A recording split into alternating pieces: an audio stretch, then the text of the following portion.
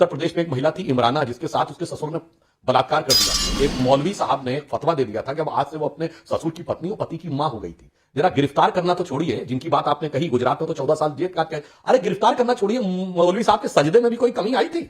आप तो वो हैं जिन्होंने आतंकवादियों के केस विड्रॉ किए थे। वो तो हाईकोर्ट से फटकार लगी थी, तब जाके आपकी सरकार को 2007 में लखनऊ, फैजाबाद और वाराणसी की अदालत में हुए धमाकों की बात। अभी आपने कहा कि कोर्ट तो पूरी तरीके से न्यूट्रल है, क्योंकि निष्पक्ष तब हो पाता जब कोर्ट का व्यक्ति बैठा होता। अब जो कोर्ट निर्णय देता है तो राहुल गांधी जी यूं अपनी आसीने करके विदेश में कहते हैं all the democratic institutions have finished. तो उनसे पूछ। जय हिंद दोस्तों, आप सब कैसे हो? उम्मीद करते हैं बहुत बढ़िया होंगे, ईश्वर की कृपा से बहुत ठीक ठाक होंगे। दोस्तों हमारे चैनल में आप सभी का बहुत बहुत स्वागत है। दोस्तों वीडियो पे आए हो तो वीडियो छोड़ के मत जाना, बहुत ही इंटरेस्ट आज का बहस होने वाला है, जो कि इस बहस में राजकुमार भाटी जी, सुधांशु त्रिवेदी जी, नाभिका जी, जो कि इस बहस में बहुत ही मज़ा आएगा। दोस्तों आपसे अनुरोध करते हैं आप वीडियो के अंत तक बने रहिए, और वीडियो पसंद आए तो वीडियो को शेयर करने, लाइक करें, कमेंट बॉक्स में अपनी राय ज़रूर रखें। दोस्तों चलिए देर न करते हुए मेन वीडियो की तरफ चलते हैं। दोस्तों आपकी सरकार के समय में उत्तर प्रदेश में एक महिला थी इमराना, जिसके साथ उसके ससुर ने बलात्कार कर दिया। एक मौलवी साहब ने फतवा दे दिया था कि अब आज से वो अपने ससुर की पत्नी और पति की मां हो गई थी। जरा गिरफ्तार करना तो छोड़िए, जिनकी बात आपने कही गुजरात में तो 14 साल जेल काट के, अरे गिरफ्तार करना छोड़िए, मौलवी साहब के सजदे में भी कोई कमी आई थी? आप तो वो हैं जिन्होंने आतंकवादियों के केस विड्रॉ किए थे। राजकुमार भाटी जी, आपसे तो मैं जरूर पूछूंगी कि काशी के सारे निवासी क्या पीकर शराब पीकर नाचते रहते हैं सड़कों पर? मैं पूछना चाहती हूं, इस तरह के वक्तव्य और इस तरह की चुप्पी मैंने पहले कभी नहीं देखी। आपकी इंडिया अलायंस है, जरूर बहुत बहुत साधुवाद उनको, और बहुत आगे बढ़े, बहुत चुनाव जीते, ये हम सब चाहते हैं कि विपक्ष सशक्त हो। लेकिन आपकी बोलती क्यों बंद हो जाती है जब सनातन, जब हिंदू धर्म के खिलाफ कुछ कहा जाता है? हिंदू धर्म के खिलाफ उदयनिधि स्टालिन बोलते हैं, यहां उत्तर प्रदेश में सब चुप। राहुल गांधी बोलते हैं, सब चुप।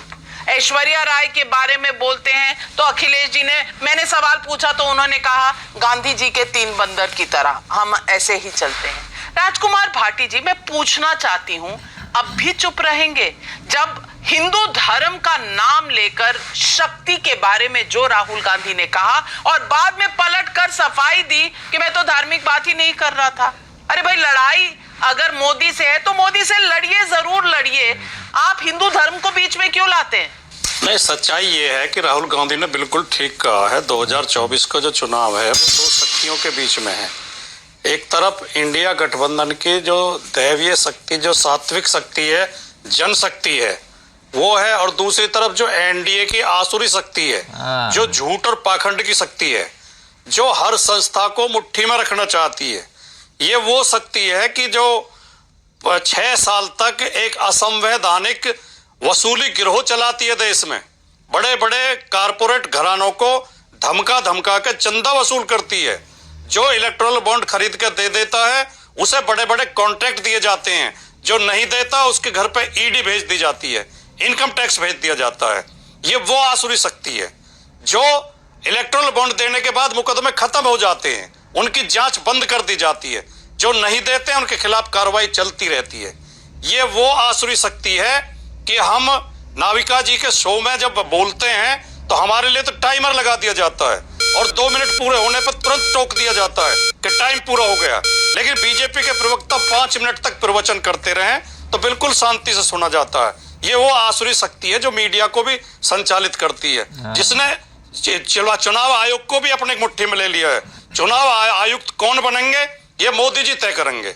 जो सुप्रीम कोर्ट ने कहा था कि सुप्रीम कोर्ट के जज भी उसमें कमेटी में होने चाहिए, एक प्रधानमंत्री हो, विपक्ष का नेता हो, सुप्रीम कोर्ट का जज हो, ताकि निष्पक्ष चुनाव आयोग बन सके। नहीं, वो अपनी मर्जी से 3 चुनाव आयुक्त नियुक्त करेंगे, और वो चुनाव आयोग हमारी शिकायतें नहीं सुनेगा। जब बीजेपी के नेता आचार संहिता का उल्लंघन करेंगे, चुनाव आयोग आंखें मूंद लेगा।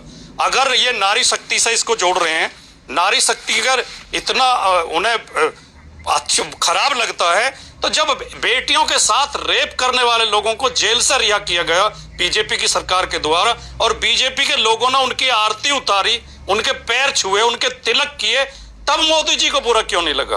तब मोदी जी ने एक बार भी ये क्यों नहीं कहा कि ये शक्ति का अपमान है, ये नारी शक्ति का अपमान है। बहुत सारे सवाल आपने उठाए, बहुत सारे तो सवाल आपने उठाए राजकुमार भाटी जी, लेकिन मैं इतना बता दूं, इंडिया अलायंस के 3 नुमाइंदे तो इस शो पर हैं, बीजेपी का 1, तो कम से कम मुझ पर पार्शियलिटी का इल्जाम ना ही लगाया जाए तो बेहतर है। देश की जनता देख रही है और पब्लिक सब जान रही है। सुब्रांश राय जी कांग्रेस से हैं, आरजेडी है, समाजवादी पार्टी है और बीजेपी से 1। मैंने 4 ही गेस्ट आज बुलाए हैं। तो राजकुमार भाटी जी, आज तो आपका तीर का जो प्रहार मुझ पर था वो खाली गया, लेकिन आपने जो सवाल उठाए हैं, सुधांशु जी से कहूंगी उनका जवाब जरूर दे।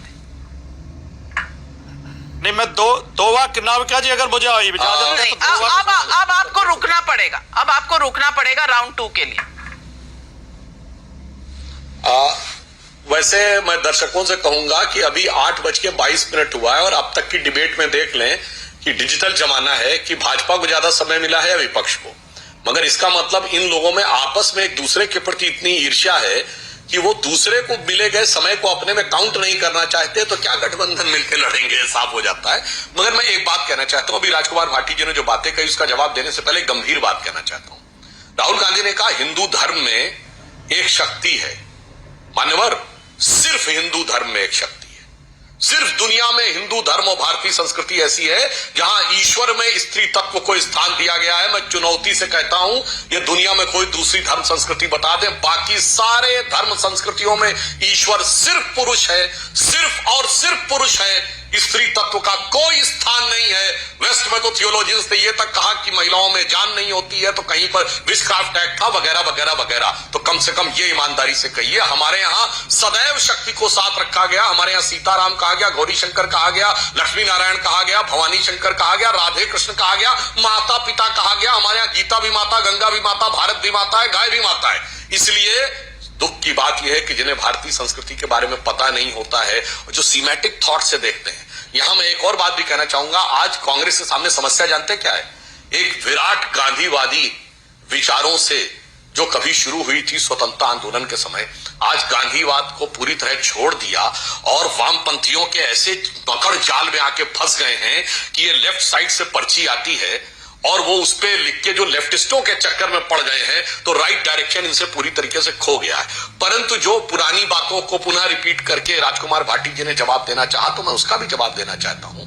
अरे भाई, आप तो वो पार्टी हैं जिन्होंने कहा था कि लड़कों से गलती हो जाती हो तो अलग बात है।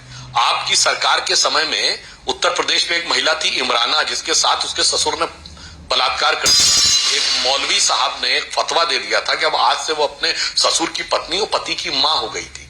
जरा गिरफ्तार करना तो छोड़िए, जिनकी बात आपने कही गुजरात में तो 14 साल जेल काट के, अरे गिरफ्तार करना छोड़िए, मौलवी साहब के सजदे में भी कोई कमी आई थी? आप तो वो हैं जिन्होंने आतंकवादियों के केस विड्रॉ किए थे। वो तो हाई कोर्ट से फटकार लगी थी, तब जाके आपकी सरकार को 2007 में लखनऊ, फैजाबाद और वाराणसी की अदालत में हुए धमाकों की बात। अभी आपने कहा कि कोर्ट तो पूरी तरीके से न्यूट्रल है, क्योंकि निष्पक्ष तब हो पाता है जब कोर्ट का व्यक्ति बैठा होता। अब जो कोर्ट निर्णय देता है, तो राहुल गांधी जी यूं अपनी आसीने करके विदेश में कहते हैं all the democratic institutions have finished. तो उनसे पूछा जाता आप कोर्ट के बारे में भी कह रहे हैं, हाँ फिनिश्ड, मगर जब वही कोर्ट उनकी सदस्यता बहाल कर देता है तो लोकतंत्र की विजय है। वही कोर्ट उनको राहत नहीं देता भ्रष्टाचार के मामले में तो लोकतंत्र की हत्या है। इसी कारण से विश्वसनीयता का यह संकट हो गया है। मान्यवर, मैं पुनः कहना चाहता हूं, इस विषय पर बेहतर होता कि समाजवादी पार्टी और आरजेडी यह भी कह सकती थी कि यह कांग्रेस का बयान है, हम गठबंधन में साथ जरूर हैं, मगर उनके हर बयान से हम सहमत नहीं है, मगर क्या करें, ये सब के सब एक ही बयान से प्रेरित है, वही dismantling global Hindutva, eradication of Sanatan Dharma. एक बात कहनी है, 20% अपना है, 80 में टुकड़े करना है। लेकिन एक बात तो उन्होंने जो उठाई है वो सही भी है, और सुधांशु जी आपने उसका जवाब नहीं दिया। ब्रिज भूषण सिंह का जो केस है और हमारी महिला एथलीट्स जो मेडल विनर्स हैं, देश के लिए गौरव लेकर आई हैं, उस इशू पर तो कम से कम आपकी सरकार बैकफुट पर है और आपने इस सवाल का जवाब दिया नहीं। मैं उसका जवाब देता हूं, ठीक है। ब्रिजभूषण शरण सिंह के ऊपर जो आरोप लगे, नंबर 1, वो कुश्ती संघ के रूप में लगे, कुश्ती संघ के अध्यक्ष पद से उन्होंने तत्काल उनको हटाया गया। नंबर 2, हमारी खेल मंत्रालय ने कहा कि कुश्ती संघ का तब तक चुनाव नहीं होगा जब तक वो इस्तीफा नहीं देंगे, हटेंगे नहीं। उसके बाद 3 लेवल की इंक्वायरी हुई, कुश्ती संघ की, इंडियन ओलंपिक संघ की और पुलिस की, under the supervision of supreme court. मगर मैं पूछना चाहता हूं, संदेश खाली में जो कुछ शाहजहां शेख ने किया, एक इंक्वायरी की हो तो बताइए। वहां न महिला दिखी, न आदिवासी दिखी, और उनके साथ चुन चुन कर कहा जा रहा है कि रात में आओ, ये ज्यादा सुंदर दिखती है, आ जाओ, ऐसी भद्दी भद्दी आपत्तिजनक अश्लील बातें। और जब ईडी सीबीआई में गिरफ्तार होने की बात आई तो पश्चिम बंगाल सरकार प्रोटेक्शन दे रही थी।